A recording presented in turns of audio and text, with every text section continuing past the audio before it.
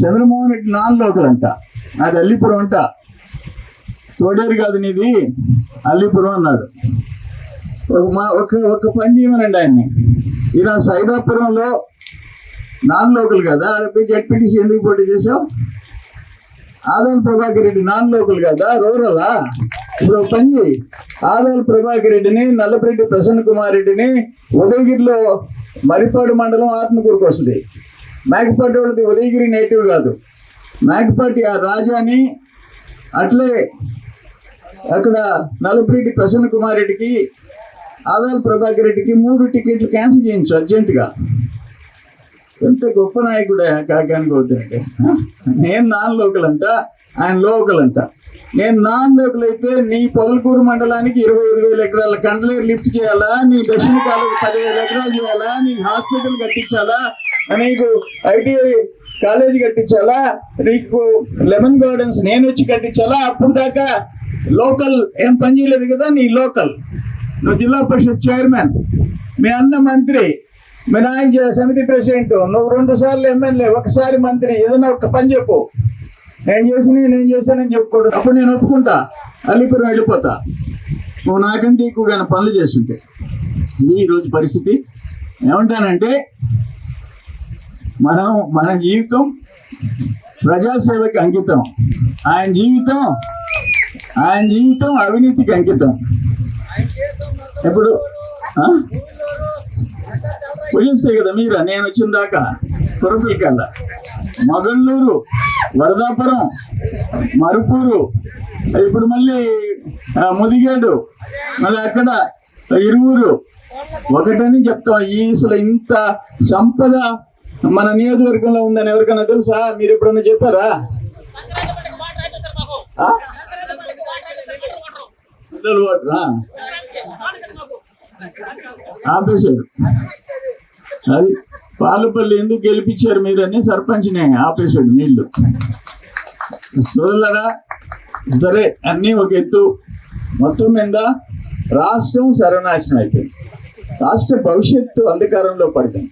ఆయన ఒకటే చెప్తున్నాడు, కానీ చెప్పకుండా చెప్పినవి కూడా చేయలేదండి. ఎస్, జగన్మోహన్ రెడ్డి 2024 ఆడపడుచుల్ని ఓటే అడగను, మద్యం నిషేధించిన దాకా ఓటే అడగనని చెప్పాడు.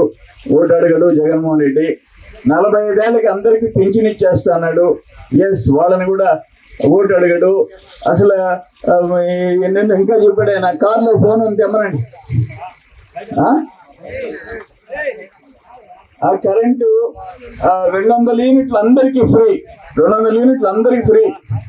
ఇటువంటి సిపిఎస్ రద్దు, వారం లోపల జాబ్ క్యాలెండర్ ఎన్ని పులివెందుల బిడ్డనని చెప్పాడు.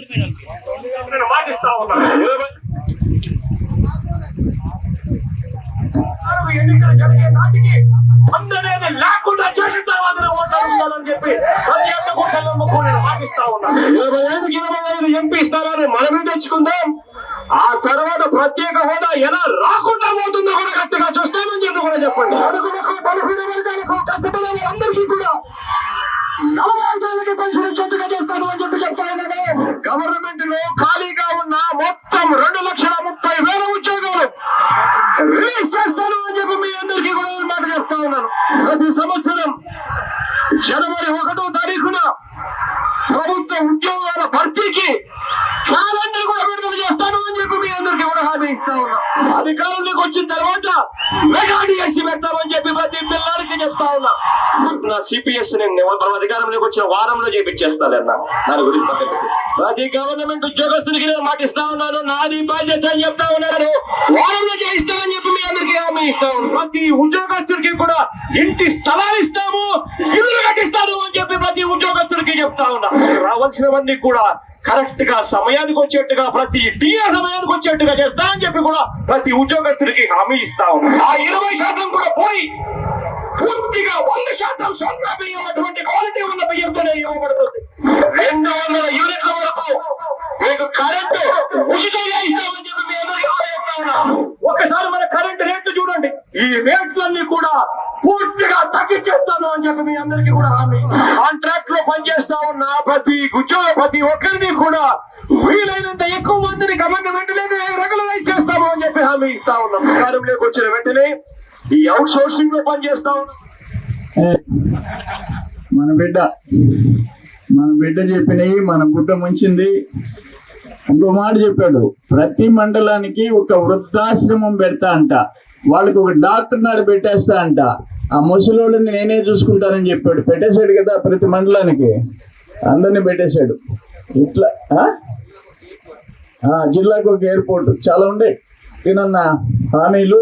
అయితే ఒకటి మాత్రం కుమ్మేశాడు, ఉచిత కరెంటు ఛార్జీలు తగ్గించాడు బారేస్తాను అన్నాడు, 9 సార్లు మాత్రమే పెంచాడు బారేసేసాడు. ముందు అయితే 1 లక్ష, అమ్మా మీ అన్నతమ్ముళ్ళు ఎంతకు తాగారు తెలుసా? 1,25,000 కోట్లకే తాగారు. అది కూడా 1,25,000 కోట్లు డిజిటల్ ట్రాన్సాక్షన్ లే, మొత్తం లోడ్లు కంటైనర్లు వేసుకుని లారీల్లో తీసుకుని అక్కడ దించాలా, తాడేపల్లిలోనో లేకపోతే లోటస్ పాండ్లోనో.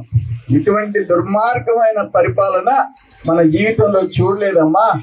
ఆయన అక్కడ హోల్సేల్, ఈయన ఇక్కడ రీటైల్.